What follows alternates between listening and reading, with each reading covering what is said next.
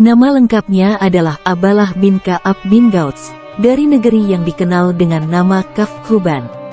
Dia merupakan dukun yang dikenal mempunyai jin yang sering mengabarkan hal-hal gaib kepadanya, sehingga dia berani mengklaim dirinya sebagai nabi. Dia memiliki 700 personil yang dipersenjatai. Sebelumnya dia pernah menuliskan surat kepada perwakilan nabi yang berisi, "Wahai orang-orang yang menjajah kami, kembalikan kepada kami harta yang telah kalian ambil dari hasil tanah kami. Kembalikan apa yang kalian kumpulkan, sebab kami lebih berhak untuk memilikinya, dan kalian tetap sebagaimana biasa dengan apa yang kalian miliki." Setelah itu dia berjalan menuju Najran dan menaklukkannya dalam 10 malam. Kemudian dia melanjutkan lagi perjalanannya ke sana. Di sana dia berhadapan dengan Syahr bin Basan yang mengajaknya untuk perang tanding. Akhirnya perkelahian terjadi dan Aswad berhasil membunuh Syahr sekaligus melumpuhkan pasukannya. Sejak itu dia menjajah negeri sana dikuasai oleh Aswad al-Ansi, dan kejahatan yang dilakukannya telah tersebar kemana-mana. Jumlah pasukannya ketika berhadapan dengan Syahr sebanyak 700 pasukan berkuda. Di antaranya adalah panglimanya, Qais bin Abdu Yakhuts, Muawiyah bin Qais, Yazid bin Muharram, Yazid bin Husain al-Harisi dan Yazid bin al-Afkal al-Asdi. Kerajaannya menjadi kuat, dan semakin sulit ditaklukkan. Sejak itu banyak penduduk Yaman yang murtad. Kaum muslimin yang tinggal di sana berusaha bergaul dengan mereka dengan cara taqiyah, dan diantaranya adalah gubernur untuk wilayah Mashhad yaitu Amru bin Mahdi Karib. Masalah ketentaraan diserahkan kepada Qais bin Abdu Yakhuts, dan urusan anak-anak jajahan Persia diserahkan kepada Fairuz ad-Dailami dan Dazawai. Dia menikahi istri Syahr bin Basan yang merupakan sepupu dari Fairuz ad-Dailami yang bernama Azaz. Istrinya adalah seorang wanita yang baik dan cantik. Di samping itu ia adalah seorang wanita yang beriman kepada Allah dan Rasulnya Muhammad dan termasuk dari wanita yang solihah. Saif bin Umar at-Tamimi berkata, ketika sampai kepada Rasulullah berita Aswad al-Ansi yang dibawa oleh Wabar bin Yunanis ad-Dailami, maka Rasulullah mengirim surat ke Yaman. Dalam surat tersebut Rasulullah memerintahkan kaum muslimin di Yaman agar membunuh Aswad al-Ansi. Maka Mu'az bin Jabal berusaha melaksanakan perintah ini sebaik-baiknya. Sebelumnya Mu'az telah menikahi seorang wanita dari As-Sakun yang bernama Romlah. Dengan pernikahan itu maka orang As-Sakun menjadi setia terhadap Mu'az disebabkan hubungan pernikahan dengan puteri mereka. Maka mereka menyampaikan surat Rasulullah ini kepada perwakilan Nabi dan kepada siapa saja yang dapat disampaikan. Akhirnya mereka sepakat untuk bergabung bersama Qais bin Abdu Yakhuts, panglima tentara Aswad yang telah membelot disebabkan perbuatan Aswad yang menghinakannya, memarahinya bahkan nyaris membunuhnya. Demikian juga mereka bersepakat dengan Fairuz dan Dazawai. Ketika Wabar bin Yuhanis memberitakan surat Nabi kepada Qais bin Abdu Yakhuts, seolah-olah dia menerima berita dari langit, maka mereka sepakat untuk membinasakan Aswad dengan dukungan seluruh kaum muslimin.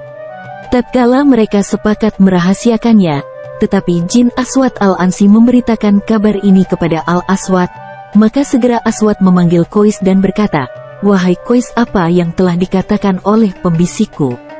Qais bertanya, "Apa yang dikatakannya?" Al-Aswad menjawab, "Dia berkata padaku, engkau telah memuliakan Qais hingga kini kedudukannya sama sepertimu. Namun dia cenderung menjadi musuhmu, dan berusaha merebut kerajaanmu, sambil menyembunyikan di dalam hatinya niat untuk membunuhmu." Dia berkata, "Wahai Aswad, betapa pilu nasibmu, maka rebutlah kekuasaan dari Qais dan bunuhlah dia. Jika tidak maka dia akan merebut kekuasaanmu." Maka Qais berkata sambil bersumpah, "Dia telah berbohong demi Zihimar, sesungguhnya engkau di mataku sangat mulia dan lebih agung dari apa-apa yang aku sembunyikan dalam diriku." Maka Al-Aswad berkata padanya, "Alangkah beraninya dirimu. Bagaimana engkau mengatakan malaikat yang membisikkan padaku berbohong? Padahal malaikatku jujur, dan aku tahu sekarang bahwa dirimu telah taubat berdasarkan penglihatan mata hatiku terhadap dirimu." Setelah itu Qais keluar dari sisinya dan datang kepada teman-temannya, yakni Fairuz dan Dazawai, dan menceritakan apa yang terjadi antara dirinya dan Al-Aswad. Mereka berkata, "Kita harus berhati-hati, apa rencana selanjutnya?" Tatkala mereka sedang berunding, tiba-tiba mereka dipanggil utusan Al-Aswad untuk segera menemuinya. Al-Aswad berkata, "Bukankah kalian telah aku muliakan dari kaum kalian?" Mereka menjawab, "Ya." Kemudian dia melanjutkan, "Apa yang telah aku dengar dari kalian?" Mereka menjawab, "Maafkan kami kali ini." Al-Aswad berkata, "Jangan sampai terdengar sekali lagi tentang perbuatan kalian hingga aku tidak akan maafkan kalian." Qais keluar dari hadapan Al-Aswad dalam keadaan gerak-geriknya di mata-matai. Qais dan teman-temannya benar-benar dalam bahaya.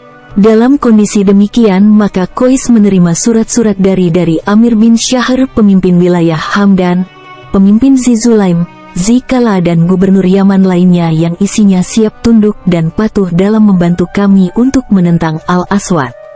Disebabkan surat Rasulullah yang sampai kepada mereka yang berisi perintah membunuh Al-Aswad Al-Ansi, maka Qais balas surat mereka yang isinya, "Jangan berbuat hal-hal yang mencurigakan terlebih dahulu hingga kami perintahkan." Qais lalu masuk ke rumah istri Al-Aswad, Azaz, dan berkata, "Wahai putri pamanku, engkau telah mengetahui kejahatan lelaki ini pada kaummu. Dia telah membunuh suamimu, dan membunuh banyak kaummu. Dia suka melecehkan kaum wanita. Apakah engkau punya niat untuk membalas sakit hatimu padanya?" Dia bertanya, "Apa yang bisa aku lakukan?" Kukatakan padanya, "Usir dia keluar." Lah berkata, "Atau kita bunuh saja." Kukatakan, "Ya." Ia berkata, "Demi Allah, tidak pernah aku membenci seseorang lebih dari benciku kepadanya. Dia tidak pernah sedikit pun menunaikan kewajibannya kepada Allah dan tidak pula mau mencegah dirinya dari hal-hal yang diharamkan Allah. Jika kalian telah siap, maka beritahukan aku akan beri petunjuk kepada kalian mengenai masalah ini." Qais kemudian keluar menemui Fairuz dan Dazawaih yang sedang menunggu. Mereka ingin segera melaksanakan niat mereka. Ketika mereka berkumpul, tiba-tiba Al-Aswad memanggil Qais untuk menghadapnya. Segera Qais masuk membawa 10 orang dari kaumnya. Al-Aswad berkata, "Bukankah aku telah menyampaikan kebenaran kepadamu, sementara engkau menyampaikan kebohongan kepadaku?" Pembisikku mengatakan, "Alangkah jelek nasibmu. Jika engkau tidak segera memotong tangan Qais, maka dia akan memotong lehermu." Ketika itu Qais telah pasrah dan menganggap dirinya pasti akan terbunuh. Namun Qais menjawab, "Itu tidak benar.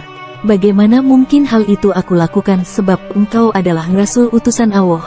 Maka jika engkau bunuh aku, itu lebih aku sukai daripada kematian-kematian yang aku rasakan setiap hari." Maka Al-Aswad merasa iba padanya dan menyuruhnya keluar. Qais keluar menemui rekan-rekannya dan berkata, "Sekarang mari kita mulai bekerja." Ketika mereka sedang berdiam di pintu dan bermusyawarah, tiba-tiba Al-Aswad keluar menemui mereka sementara telah dikumpulkan untuknya 100 ekor hewan berupa lembu maupun unta. Dia berdiri membuat satu garis. Dengan tidak melangkahi garis, dia mulai menyembelih unta-unta dan hewan-hewan tersebut dengan buasnya, hingga hewan-hewan itu binasa.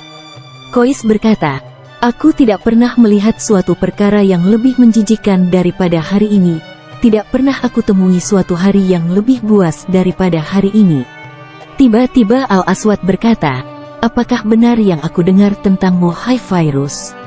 Sesungguhnya aku ingin menyembelihmu sebagaimana hewan-hewan ini." Dia menunjukkan tombaknya kepada Fairuz.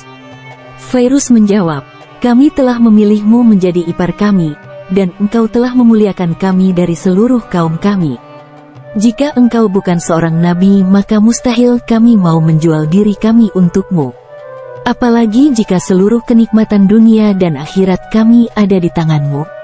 Maka jangan pernah engkau terima berita tentang kami seperti apa yang kau dengar. Kami akan berbuat apa yang engkau suka." Akhirnya Al-Aswad senang mendengar itu dan menyuruhnya untuk membagi-bagikan daging hewan tersebut. Fairuz membagi-bagikan daging tersebut kepada penduduk sana, kemudian segera kembali menemui Al-Aswad. Ternyata dia mendapati seorang lelaki yang tengah menyarankan pada Al-Aswad agar membunuh Fairuz, sementara Fairuz mendengar seluruhnya dengan sembunyi-sembunyi. Al-Aswad berkata, Aku pasti akan membunuhnya beserta rekan-rekannya besok. Ikutlah bersamaku besok pagi." Kemudian dia menoleh dan ternyata Fairuz hadir di situ. Segera Fairuz menginformasikan tentang daging-daging yang telah dibagikannya kepada penduduk sana. Kemudian Al-Aswad kembali ke rumahnya dan Fairuz memberitahukan berita yang didengarnya kepada rekan-rekannya. Mereka sepakat untuk mendatangi istri Al-Aswad. Sesampainya di sana salah seorang dari mereka yaitu Fairuz masuk menemuinya. Wanita itu berkata, "Tidak ada satu rumah pun kecuali dikelilingi oleh penjaga kecuali rumah ini. Maka ketahuilah sesungguhnya punggungnya menghadap ke arah jalan. Jika hari telah malam bersiap-siaplah untuk menghabisinya tanpa sepengetahuan penjaga. Tidak ada jalan kecuali harus membunuhnya. Dan aku akan meletakkan di dalam rumah lampu dan senjata." Tatkala Fairuz keluar rumah dia berpapasan dengan Al-Aswad dalam keadaan murka padanya dan berkata, "Beraninya engkau masuk menemui istriku?" Sambil memukul kepalanya, sebagaimana diketahui bahwa Al-Aswad terkenal dengan kekejamannya. Tiba-tiba istrinya itu menjerit dan membuat Al-Aswad terkejut. Andai kata tidak demikian niscaya dia akan membunuh Fairuz. Istrinya berteriak, "Dia sepupuku, sedang datang mengunjungiku." Al-Aswad berkata, "Diamlah, celaka kamu ini, aku lepaskan dia karenamu." Maka Fairuz segera keluar menemui rekan-rekannya dan memberitakan kabar tersebut. Mereka bingung tidak tahu apa yang harus dilakukan. Kemudian istri Al-Aswad mengirim pesan kepada mereka yang isinya, "Jangan ragu terhadap apa yang telah kalian rencanakan." Maka Fairuz masuk menemuinya dan menanyakan kabar berita yang terjadi. Dan akhirnya mereka masuk ke dalam rumah tersebut mempersiapkan segalanya untuk memudahkan rencana pembunuhan Al-Aswad. Kemudian dia duduk seolah-olah sedang berkunjung. Tiba-tiba Al-Aswad masuk dan bertanya, "Siapa ini?" Istrinya menjawab, "Dia adalah saudaraku satu susuan dan sepupuku." Maka Al-Aswad membentaknya dan menyuruhnya keluar. Segera Fairuz menemui sahabat-sahabatnya. Pada malam hari, mereka memasuki rumah tersebut dan mendapati ada lampu di bawah piring. Fairuz maju mendekati Al-Aswad yang sedang tertidur pulas di atas kasur yang terbuat dari sutera. Kepalanya tertekuk ke arah badannya dalam keadaan mabuk sambil mendengkur. Sementara istrinya duduk di sisinya. Tatkala Fairuz berdiri di pintu kamar itu, tiba-tiba jin Al-Aswad mendudukkannya sambil berkata seolah-olah Aswad yang sedang berkata, sementara dia masih mendengkur, "Ada apa antara aku dan dirimu wahai Fairuz?" Fairuz takut jika dia kembali dirinya dan wanita itu akan binasa. Maka dengan segera dia mencekik Al-Aswad yang besarnya seperti unta jantan. Lalu Fairuz menarik kepalanya dan memotong lehernya. Dia menjerit sekuat-kuatnya seolah-olah kerbau yang disembelih. Para pengawal berhamburan ke rumah Al-Aswad dan bertanya, "Suara apa itu?" Istrinya menjawab, "Itu adalah suara Nabi sedang menerima wahyu." Akhirnya mereka kembali. Ketika pagi datang, maka salah seorang dari mereka yakni Qais berdiri mengumandangkan azan. Seketika berkumpullah seluruh kaum muslimin dan orang-orang kafir di sekitar benteng. Maka Qais sebagian mengatakan Wabar bin Yuhanis meneriakkan kalimat syahadat, "Asyhadu anna Muhammad Rasulullah, dan aku bersaksi bahwa Abalah adalah pendusta," sambil melemparkan kepalanya ke tengah-tengah mereka. Maka bertekuk lututlah seluruh pengikutnya dan orang-orang sibuk mengejar mereka di setiap jalan sambil menawan mereka. Dengan demikian Islam dan kaum muslimin menang, dan para perwakilan Rasulullah kembali kepada pekerjaan mereka masing-masing.